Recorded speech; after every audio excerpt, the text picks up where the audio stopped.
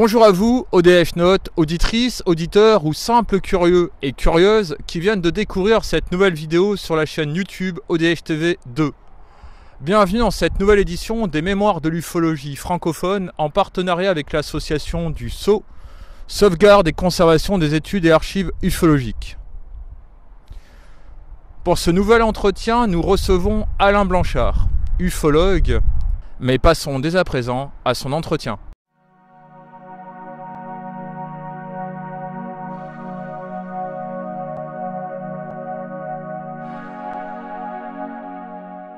Nous retrouvons Alain Blanchard, ufologue, qui va répondre à quelques questions pour les mémoires de l'ufologie francophone pour les générations futures.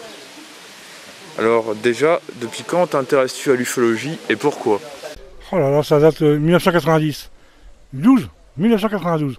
J'ai fait une première observation. Je ne m'y intéressais pas du tout avant, pas du tout. J'ai fait une première observation à la Croix-en-Champagne. C'est un petit village à côté de Châlons-en-Champagne.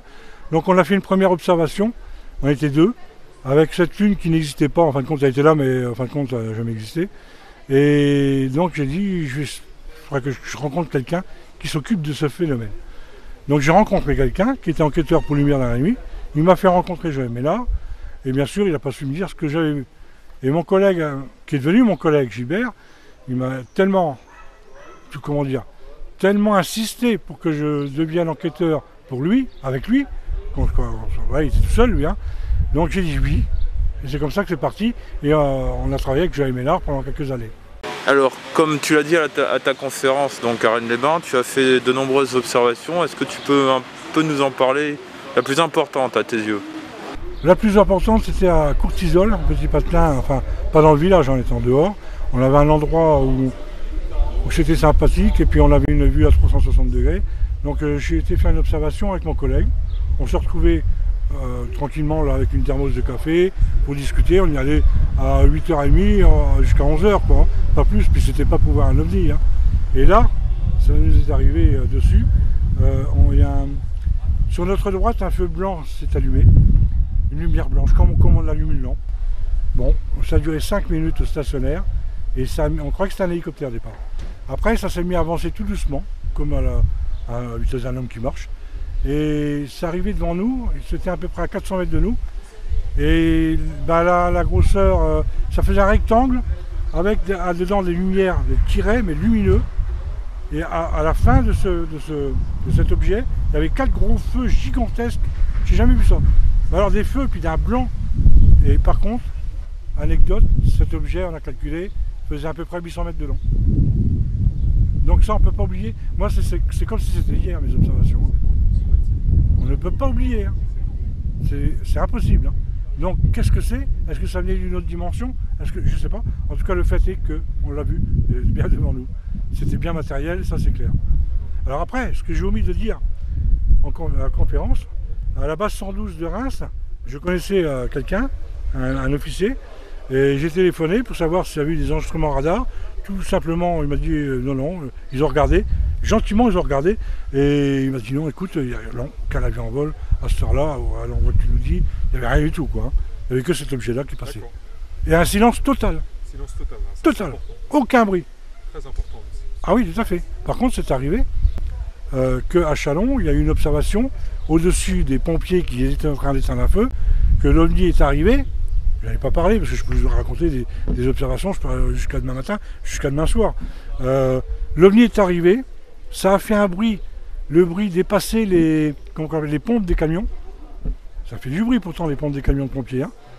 Et à un moment donné, cet objet était au-dessus, ils ont bien vu les pompiers. Bon, et mon collègue, plus qui était pompier professionnel, qui s'occupait des associations, il était dedans, hein. Et il m'a dit à un moment donné, ça s'est rétréci et c'est parti. Voilà. Et par contre, ça faisait du bruit. Ah, pareil, qu'est-ce que c'était, j'en sais rien.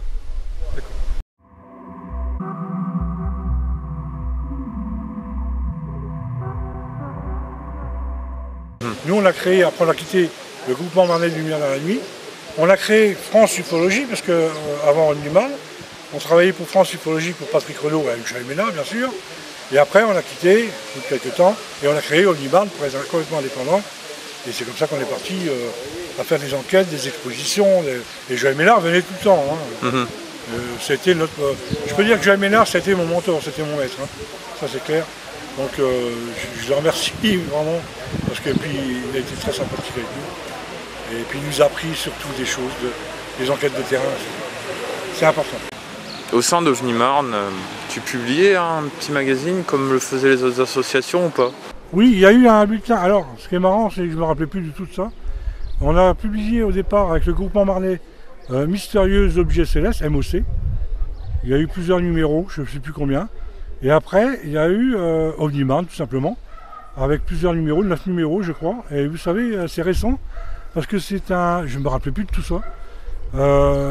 Comment il s'appelle? Pascal, il était au CNEGU, et qui m'a demandé l'autorisation de les publier, lui, les numéros. Il m'a demandé l'autorisation de les mettre sur Internet, en PDF. Serait, non? Patrick Serait, ouais. Voilà, ça. Et il m'a demandé de les mettre. Et j'ai dit ok. Sur le serveur de l'affût. C'est comme ça que j'ai récupéré quelques numéros. Ça m'a fait plaisir parce que j'en ai pas un moi. Donc, et c'est vrai qu'on publiait ça, je me rappelais pas du tout. J'ai fait tellement de choses que voilà, on éditait ce bulletin-là, un petit bulletin d'information. C'était quand même un petit bulletin, oui, avec pas mal d'infos donc quand même. Hein. Ouais. C'est sympathique, ouais. Ouais. On peut les trouver sur le site de l'affût. Alors oui, voilà, ils sont dedans, ils sont dessus. Il y a plein de magazines. MOC, et voilà. Par contre,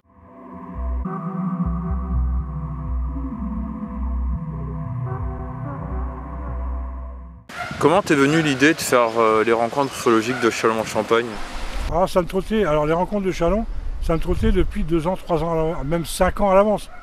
Je voulais réunir toute l'ufologie, les scientifiques, les ufologues, les associations, il y avait quand même 80 associations, 80 stands quand même, faire une exposition.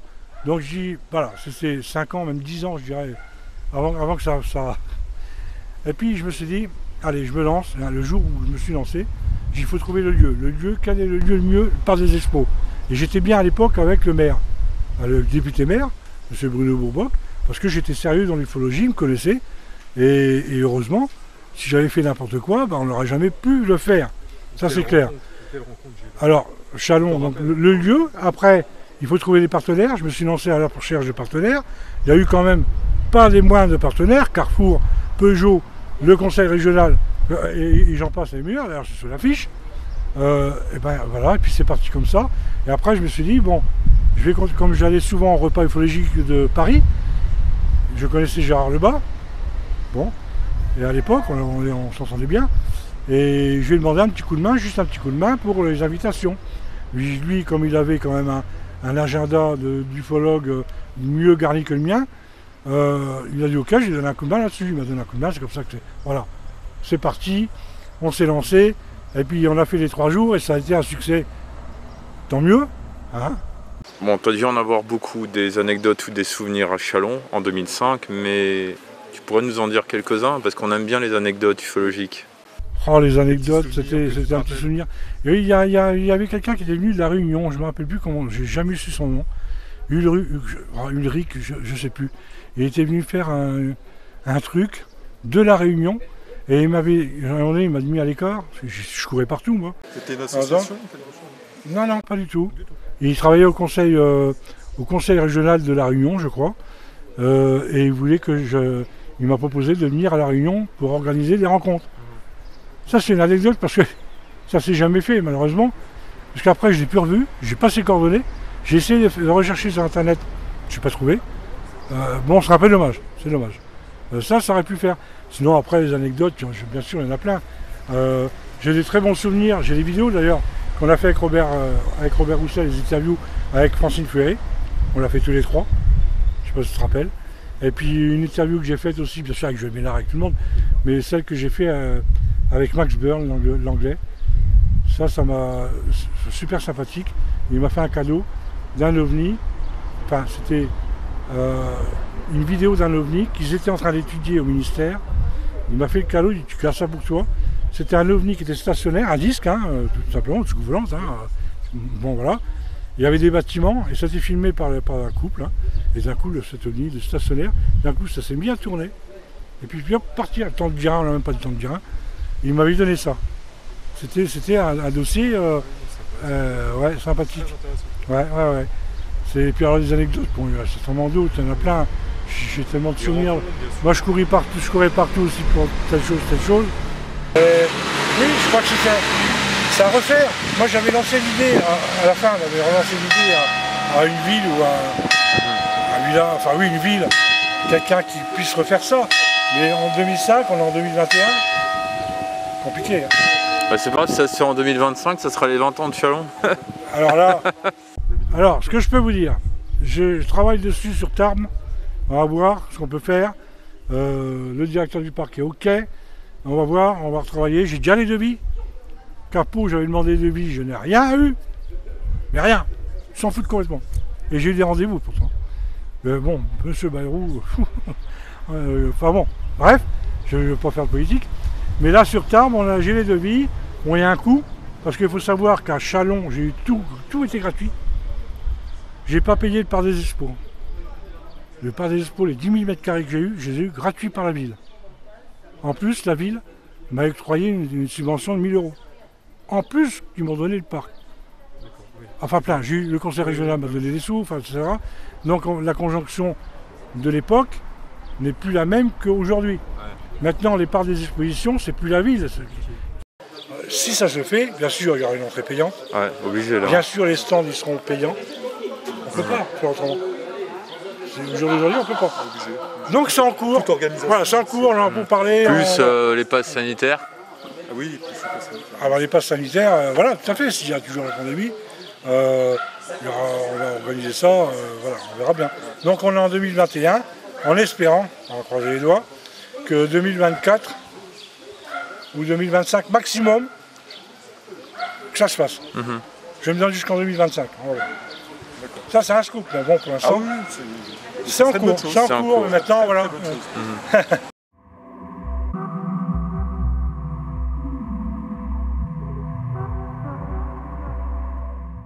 Que penses-tu de ce deuxième symposium ufologique? Ah bah il y a une bonne ambiance, moi je suis pas venu au premier. C'est Isor qui m'a téléphoné, tiens pourquoi pas. J'aimerais bien que tu viennes au symposium deuxième édition. Ah bon, je dis parce que moi en conférencier, je suis pas un conférencier vraiment comme Robert Roussel, comme voilà, hein, Jean-Gabriel Gallet, tout ça. Moi j'aime bien, c'est pour ça que je donne mes témoignages. Les gens en général, ils aiment bien les témoignages et ils aiment bien des images. Ça, ils aiment ça. Si tu veux captiver au jour d'aujourd'hui les gens, bah, il faut du témoignage et du bon témoignage. Oui. Et puis, bah oui, du témoignage, du vécu. Oui, moi, ce que j'ai raconté, je le raconte, c'est vrai, parce que j'ai vécu ça. Et je me dis, bon sang, je l'ai vécu, ben voilà. Et il faut que j'en parle, parce que c'est pour ça que j'ai fait mon bouquin, un recueil que je n'ai pas sorti en bouquin, mais un recueil qui est bien parti, j'en ai vendu 60. Je ne m'attendais pas à ça. Enfin bon, j'en ai plus, mais le recueil, je raconte tout dedans, parce qu'il fallait que je raconte vraiment ce qui m'est arrivé. Il y a une préface de Joël Ménard en plus. Tout à fait. Donc voilà, au départ j'avais demandé une préface de, j'avoue, Jean-Claude Bourret, oui. Parce que on correspond aussi, mais il avait dit non parce qu'il est tenu par des contrats, enfin tout ça, donc c'est pas grave. Et après, mais je dis Joël Ménard, puis Joël Ménard, on a travaillé ensemble, c'est un bon ami, bon voilà, donc il m'a fait gentiment la préface, donc j'étais content. C'est vrai qu'il fallait que je marque ça sur le noir sur blanc, ce qui m'est arrivé, que ce soit ma rencontre avec les ovnis, que ce soit ma rencontre avec les hommes en noir. Il fallait que je le dise. C'est très important. Il fallait que je raconte ça. Que l'information puisse être... Voilà. Et en plus, j'ai eu plein de photos des rencontres. Eh oui. Là, il y en a un paquet dans le bouquin. Donc ça nous rappelle les souvenirs. C'est ça qui est bien. Tout à fait. Les bons moments, voilà.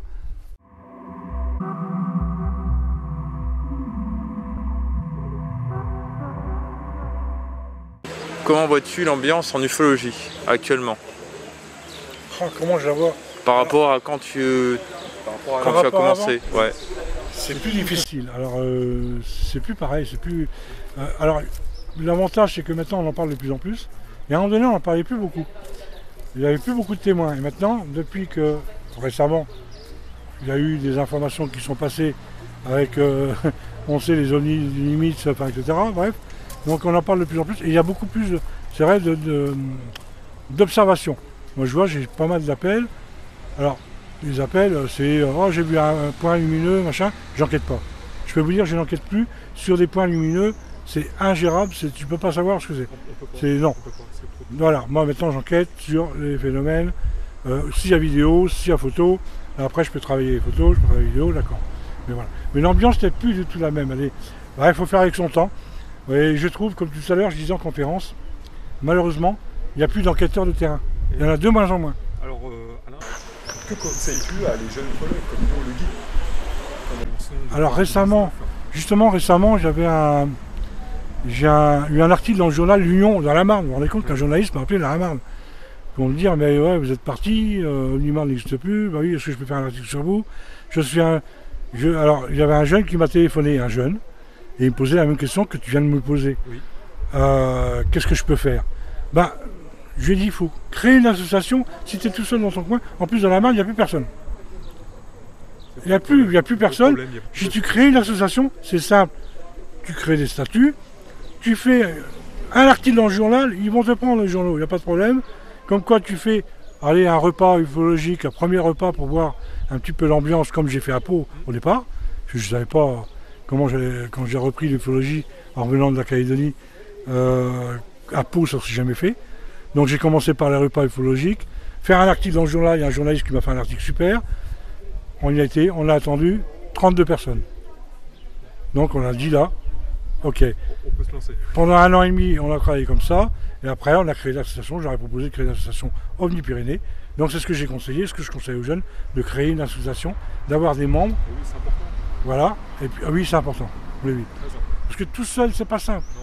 Quelqu'un va t'appeler, un témoin, d'enquête, tu vas y aller. Bah, nous, il faut que c'est Mais- comme ça, au niveau de on est plusieurs. Il faut être plusieurs, voilà, plusieurs, puis après ça va venir. Même si tu fais 15 adhérents, 20 adhérents, c'est super. Nous on est 20 adhérents, 25 des fois. Mais qui viennent, on fait des réunions tous les mois, une fois par mois, c'est pas. Hein. Il faut trouver une salle. Je pense qu'après ça se trouve. Et puis voilà, hein, je crois que c'est le mieux à faire. Ouais, en plus, il en manque des associations. Eh oui, Il y en a de moins en moins il y a des régions, par il y a rapport plus- aux années il y a 80. plus d'associations, il n'y a plus d'enquêteurs. Même en 2005, il y avait 80 associations. Maintenant, il y en a de moins en moins. Parce que nous, les enquêteurs, voilà. Et puis les enquêteurs, quand tu prends Robert Roussel, Jean-Gabriel Grélé, même moi, j'ai 66 ans. Hein. Enfin, je vais avoir 66 ans. Mais à un moment donné, on est plus jeune, quoi. Hein. Il faut de la relève, il faut les encourager, voilà. S'il y a besoin, tu m'appelles, si tu veux un coup de main, il n'y a pas de problème, je te donnerai un coup de main, il n'y a pas de souci. Merci. On fait le nécessaire.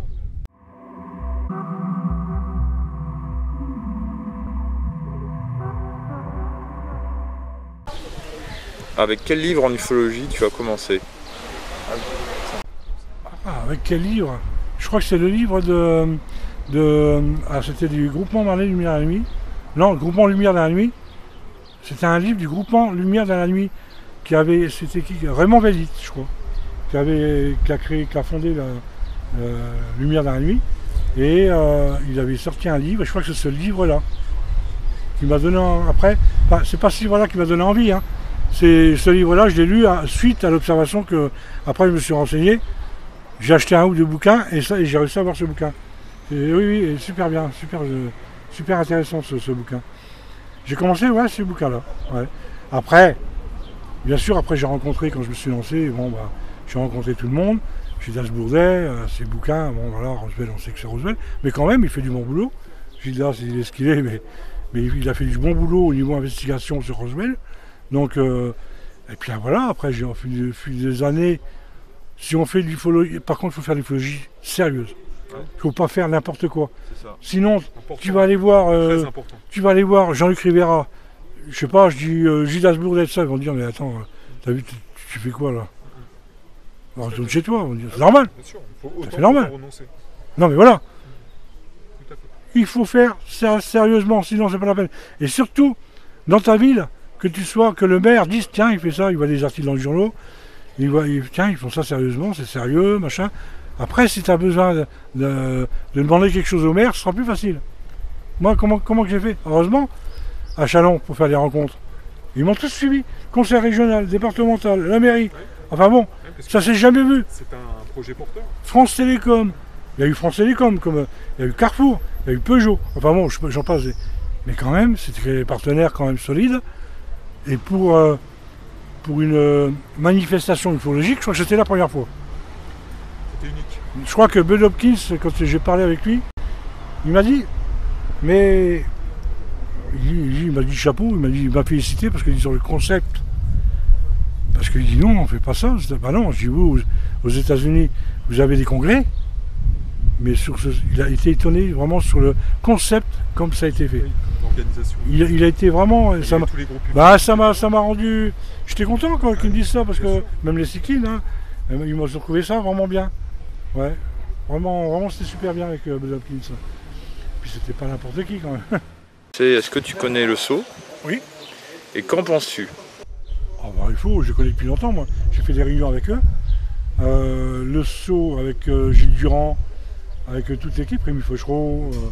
On a été même avec le CNEGU d'ailleurs, avec le comité nord-est des groupes ufologiques. On a fait des réunions ensemble. Et je connais bien sûr, je connais le saut, oui. Et il y a besoin.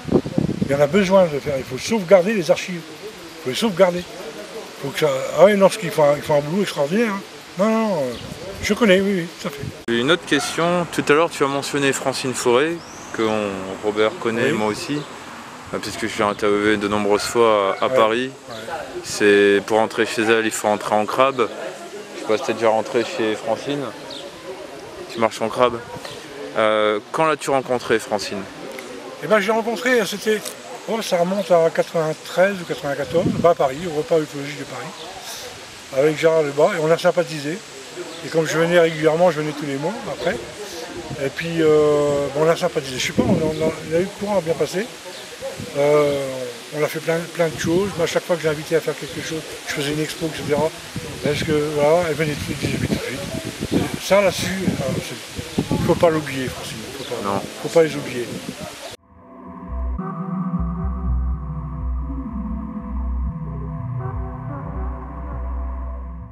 Quelle est ton opinion à l'heure actuelle en ufologie? Qu'est-ce que je pourrais dire là-dessus? Mon opinion, c'est que ça vous... Alors, il y a beaucoup d'observations, ça c'est clair, en recrudescence même, mais je sais pas, les enquêtes, je vois pas d'enquête moi. Je vois pas de... ce qu'on revient à dire tout à l'heure, les enquêteurs, entre guillemets, il y a des enquêteurs de terrain, mais il y en a de moins en moins, et il y a des enquêteurs sur le net. Ils sont là à leur bureau. Je suis désolé de dire ça, mais ils ne bougent pas, voilà, à part sur le net, et ils vont encore critiquer. Donc je suis désolé. Alors il y a moins d'enquêteurs de terrain, c'est vrai, mais il faut aussi que les témoins nous appellent. S'ils ne nous appellent pas, on ne saura jamais ce qu'ils ont eu. Parce qu'il y en a, ils n'osent pas appeler. Ils n'osent pas appeler, il y en a. Et il y en a des observations. Je vois dans les Pyrénées, moi chez moi. C'est bon, voilà. Hein. Alors il ne faut pas hésiter aussi à relancer les journaux, à refaire un article dans les journaux. Voilà, appel à témoin ou... Alors appel à témoin, moi pour l'instant je suis plus trop chaud parce que j'avais déjà fait une époque appel à témoin, puis je travaillais nuit à l'époque à Pau, sur une affaire, une boule orange qui a été démesurée. Il y a des appels de partout, j'ai eu 90 appels, direct chez moi, sur mon téléphone, 90 appels suite à l'appel à témoin. Il y a une dame de Vendée, j'attendais, je vais relancer sur un collègue que j'ai là-haut, je ne sais plus qui, parce qu'elle avait vu, elle dit c'est normal que 3 avions de chasse poursuivent une boule. Sinon c'est pas normal. Et je l'ai noté dans mon bouquin, je l'ai d'ailleurs, tel jour, il est dans le bouquin. Ah, j'ai voulu en parler parce que c'est hallucinant quoi. Ah oui, c'est bien d'en parler justement. J'en ai parlé et je voudrais dire une chose quand même importante. Suite à ça, j'ai téléphoné et bien sûr à tous les organismes, gendarmerie, l'armée de l'air, la base d'hélicoptères de Pau, bon bref, l'armée, les radars, etc. Mais je tiens à souligner, ils m'ont tous reçu vraiment très bien. Contrairement, il y a 30 ans, c'était difficile, c'était plus difficile. Ils m'ont tous... Alors, il y a une façon de faire aussi. Au téléphone, tu dis, voilà, je suis enquêteur, c'est les deux ovnis, le mec, il va dire, bon, au revoir. Oui. C'est pas comme ça qu'il faut se présenter. Non. Moi, je me présente toujours... voilà, j'enquête, je suis Alain Blanchard, j'enquête sur les phénomènes aéronautiques non identifiés. Voilà. Et au fur et à mesure, ça passe bien. Je suis très bien reçu, hein. À partir du moment que tu es sérieux. Ce qu'on disait. Garder le maximum de sérieux. Voilà.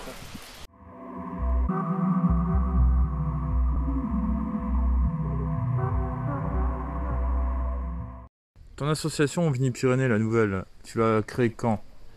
Elle a été créée en 2015, je crois, oui, 2015. Suite au repas ufologique que j'avais fait, parce que j'avais beaucoup de monde, et je leur ai proposé, pourquoi pas, si je crée une association, est-ce que vous viendriez? Ils m'ont tous dit oui, c'est comme ça que Vigny-Pyrénées est né. Donc on fait des rencontres, on invite des conférenciers à venir, on fait des sorties, des enquêtes de terrain, on fait énormément de choses, et on se réunit une fois par mois, donc dans une salle. Et là, je vais faire venir, septembre, octobre, il y a Myriam Belmire, après je vais avoir Robert Roussel, il m'a dit ok. Faire venir des conférenciers. Et puis après, moi je vais leur faire aussi leur apprendre comment faire une enquête aux adhérents, s'ils ne savent pas. Ouais, c'est très bien ça. Dans le Béarn, c'est compliqué. Quand j'ai commencé, c'était compliqué. Ils ne savaient même pas qui était Jean-Gabriel Gré, machin, etc. Peu importe, c'est pas grave. Donc j'ai diffusé des vidéos de chaque ufologue en disant voilà, Grélé, il était ça, ils ont tous noté, machin. Attends, et je vais leur faire des enquêtes, leur apprendre comment enquêter. Et qu'est-ce qu'il faut pour aller faire une enquête, qu'est-ce qu'il faut comme matériel? Du papier, un crayon, tout simplement, une boussole, un minimum. Hein, tu vois, un minimum. Tu vas pas comme ça, voilà. Après, voilà, tu vas sur place. Donc, je vais leur apprendre à faire des enquêtes. Ça c'est très bien, c'est une bonne idée. Parce que j'ai refait vous savez que j'ai des fiches d'enquête. À l'époque, on avait fait ça avec OVNI Marne et SOS OVNI, Perry Petrakis, parce que j'étais délégué régional SOS OVNI aussi. Délégué régional Marne, oui, Champagne-Ardenne. Et on avait travaillé sur des fiches d'enquête pour un témoin. Il y avait 15 pages. Quand je suis arrivé dans les gendarmeries que je présentais, voilà, il me disait, mais il y a tout ça? Bah oui, nous on n'a que 2 pages, je sais. Rapport de gendarmerie, c'est un rapport de gendarmerie. Hein. Je sais très bien, ma famille était gendarme, mon père était gendarme, mon frère, qui existe, qui vit encore, il était gendarme, et qui a fait une observation d'ailleurs. Et donc voilà, donc je sais très bien comment ça se passe. Donc on avait 15 pages pour un seul témoin. Il faut le maximum de renseignements. Donc j'ai refait, alors pour Vigny-Pyrénées, pour les adhérents, j'ai remis à jour les questionnaires. Il n'y a plus 15 pages, il y a 6 ou 7 pages je crois. Mais il y a tout. Il y a tout. Sur l'environnement, sur machin, voilà, tout ce qu'il faut savoir au départ. Voilà. Donc je leur ai fait ça, je leur ai donné les fiches, comme ça ils peuvent travailler déjà dans un premier temps s'il y a une observation qui est faite de leur côté. Comme ça ils peuvent déjà questionner le témoin, puis cocher. Voilà. J'ai simplifié oui, j'ai simplifié parce que 15 pages ça faisait un peu beaucoup. C'était pas mal. Mais on avait tout ce qu'il fallait. Ouais. C'est ce qu'il faut. C'est ce qu'il faut. Ouais. On avait travaillé là-dessus justement avec SOS OVNI. On avait travaillé aussi sur on a sorti des fiches aussi sur c'est bien de savoir connaître l'astronomie aussi, un petit peu. Voilà, connaître un petit peu le ciel, l'aéronautique et tout ça, la météorologie. Ok, on enquête sur les ovnis, mais il faut savoir quand même un petit peu. Il faut se renseigner aussi ce qui sort en avion, il y a les avions furtifs, il y a tout ça, donc forcément, et puis tout les projets top secret. Donc non, il faut se renseigner. Météorologique, ça va connaître aussi un peu les nuages, les phénomènes naturels, enfin voilà quoi, un minimum quoi. C'est un minimum qu'il faut savoir. C'est ça qu'il faut leur apprendre à reconnaître. Voilà. Il faut, exactement. Là, on va aller faire des veillées d'ailleurs, on va faire une veillée en montagne, tranquille, quand il fera, on attend le retour du beau temps quand même. Et puis voilà, et puis observer le ciel. Tu vas pas faire une veillée pour aller voir un ovni, non. Quand tu vois un météore, quand tu vois, je sais pas, une étoile filante, c'est intéressant. Moi, une fois, j'ai vu un météore arriver face à nous, vert, un truc vert, alors, ça passait tranquillement. C'était magnifique à voir. Une fois, on a vu un météore comme un soleil. On a entendu un bruit, c'était un soleil. Enfin, une boule de feu, quoi. Mais horizontal. C'est impressionnant. Ouais. Et il ferme la porte, mais j'ai même pas pris mes affaires. Merci pour cette interview. Non, de rien. Merci beaucoup. Non, de rien, n'hésitez pas. Et puis n'hésitez pas à me téléphoner, je vous aurai mes coordonnées. Vous les avez de toute façon. Merci. Merci beaucoup. Merci à vous. Nous arrivons à la fin de ce nouvel interview. Nous remercions Alain Blanchard de nous avoir accordé quelques minutes de son temps pour répondre à nos différentes questions. Je tiens pour le coup à remercier Bruno Botta pour la perche, mais également Anne, membre du GUI, groupe d'ufologues indépendants, et également reporter d'ODH TV pour la région Île-de-France. N'hésitez pas à mettre un commentaire, mais pourvu qu'il soit constructif. Les commentaires acerbes, les trolls, néfastes et insultants, éjection. Si vous désirez voir ou revoir d'anciennes séquences, émissions, éditions des mémoires de l'ufologie en France ou francophone, je vous invite à cliquer sur les liens affichés en dessous de cette vidéo. Je vous donne rendez-vous à la prochaine édition et à très bientôt sur ODH TV 2. Au revoir.